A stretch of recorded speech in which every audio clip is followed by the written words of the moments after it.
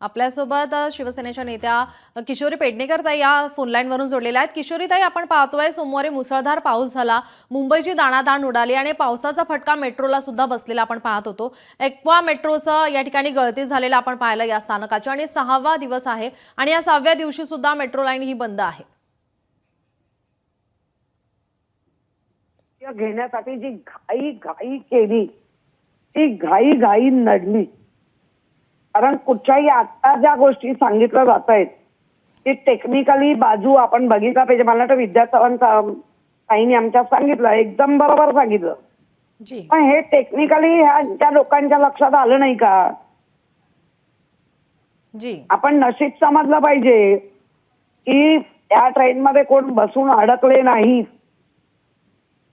खूप मोठं काही घडू शकलं असतं। जर तुमची संरक्षण भिंतच तुमची नीट नाही तर तुम्ही मुंबईकरांना काय संरक्षण देणार?